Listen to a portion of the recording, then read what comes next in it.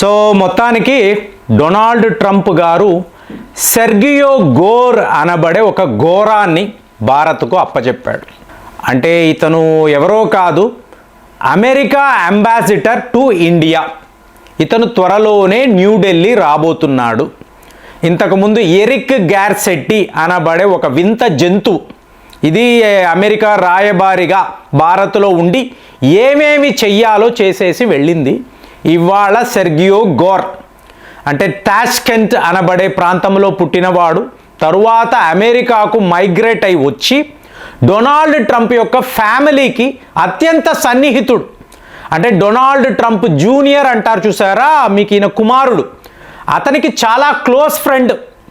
ఇక Elon Musk గారి భాషలో మీరు అడగాలి అంటే ఇతను ఒక పాము, టైము చూసుకొని కాటు వేస్తాడు, జాగ్రత్త. అంటే మీది ఎలా చెప్తారంటే డొనాల్డ్ ట్రంప్ గారి ఆఫీస్ అనండి, ఇల్లు అనండి, ఎక్కడైనా రాత్రి పగలు ఎప్పుడైనా డైరెక్ట్గా వెళ్ళగలిగే చాలా చాలా తక్కువ మంది, అందులో ఈ సెర్గియో గోర్ కూడా ఉంటాడు. డైరెక్ట్గా ట్రంప్ గారి ఆఫీస్లోకి వెళ్ళగలడు, ఎటువంటి పర్మిషన్ అపాయింట్మెంట్ ఇతనికి అక్కర్లేదు. మరి అలాంటి ఒక వ్యక్తి మరి ఇతన్ని భారత్ ఎందుకు పంపిస్తున్నాడు? భారత్ మాకు చాలా చాలా ముఖ్యం, చాలా క్రిటికల్. కాబట్టి మేము ఇతనిని ఇక్కడికి పంపిస్తే ఇండియాను కంట్రోల్ చేయవచ్చు. ఇది ఎంతవరకు కరెక్ట్ అనేది నాకు చాలా పెద్ద ప్రశ్న. ఈ వార్త వినిన తరువాత అసలు ఈ సెర్గియో గోర్ని భారత్లోకే రానివ్వకూడదు, ప్రొటెస్ట్ చెయ్యాలి, ఆపాలి. ఇది నాకు అనిపించే విషయం. ఎందుకు ఇలా చెప్తున్నాను అంటే డొనాల్డ్ ట్రంప్ పరమ మూర్ఖుడు అనడానికి ఇతను ఒక గ్రేట్ ఎగ్జాంపుల్. ఇప్పుడు ఇతను అమెరికన్ అంబాసిడర్ టు ఇండియా అంటే మీకు భారత్లో వాళ్ళ రాయబారి అనుకో, చాలా కాదండి. సౌత్ ఏషియా అలాగే సెంట్రల్ ఏషియా యొక్క అఫైర్స్ను కూడా ఇతను ఇక్కడ ఉండి చూసుకుంటాడు. ఇది నాకు నచ్చలేదు. నువ్వు భారత్కి సంబంధించి, ఎందుకంటే ఇండియా ప్రపంచంలో ఒక లార్జెస్ట్ డెమోక్రసీ అండి. సో ఇక్కడ ఒక రాయబారి రావాలి అంటే చాలా అనుభవం ఉండాలి. అతను జియో పాలిటిక్స్లో నిష్ణాతుడు అయి ఉండాలి. వాళ్ళు మాత్రమే భారత్కు వచ్చి ఇక్కడ ఉద్యోగాలు చేయగలరు, మామూలు వాళ్ళు ఇంపాసిబుల్.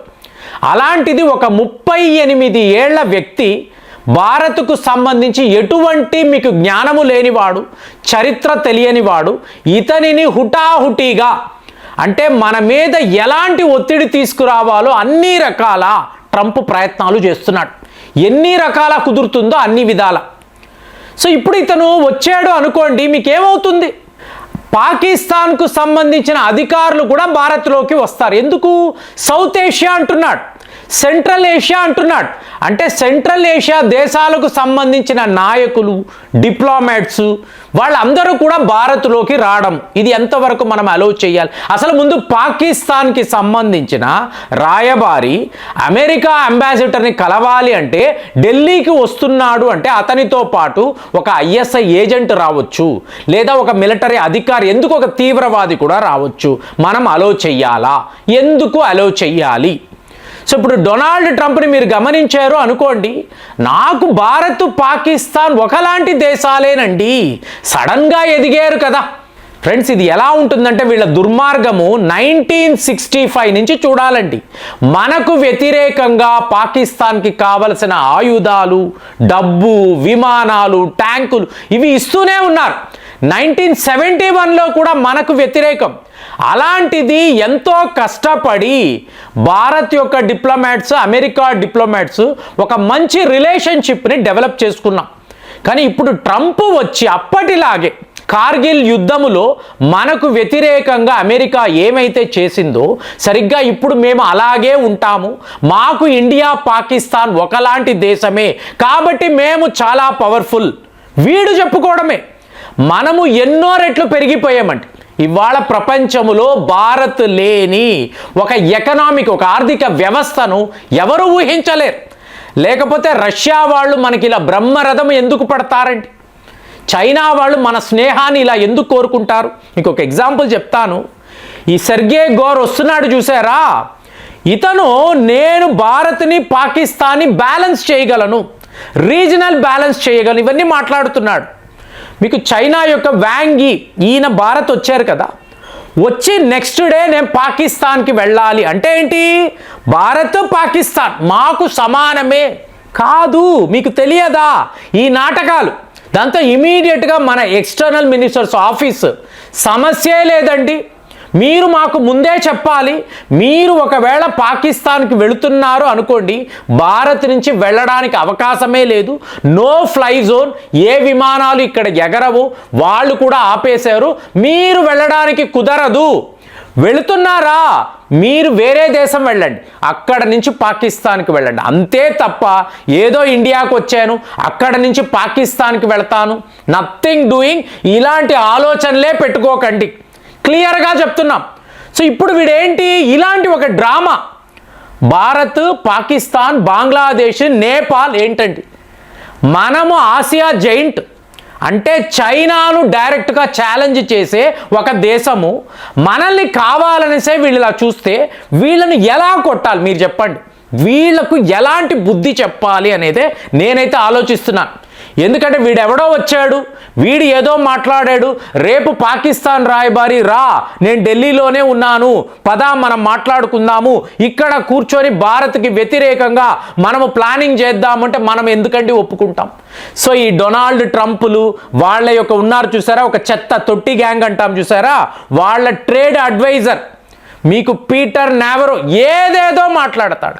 అసలు మీరు ఎందుకు రష్యా, వీడికి ఏంటండి, మనము ఎవరి దగ్గర చమురు కొంటే వీడికి ఏంటి ప్రాబ్లం.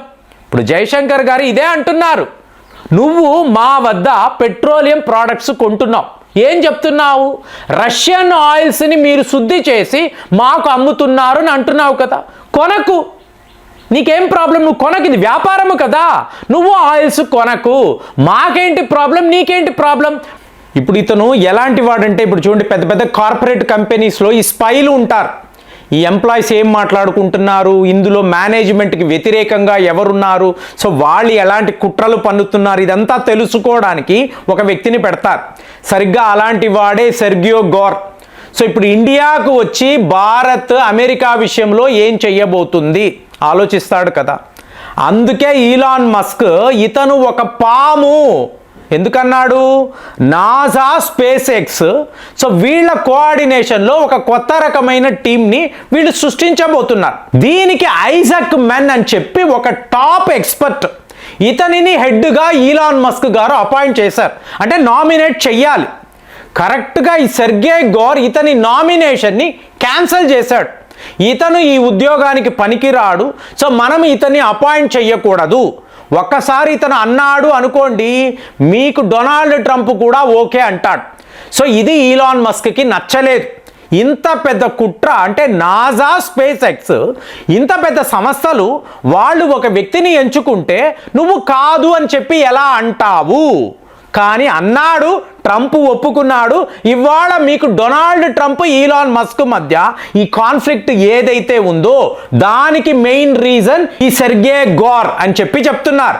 అలాంటిది ఈలాన్ మస్క్తోనే ఇట్లాంటి ఆటలు ఆడిన వ్యక్తి ఇవాళ భారత్ రాయబారిగా అమెరికా నుంచి వస్తున్నాడు అనుకోండి, ఎలాంటి డిస్టర్బెన్సెస్ ఇతను క్రియేట్ చేయగలడు.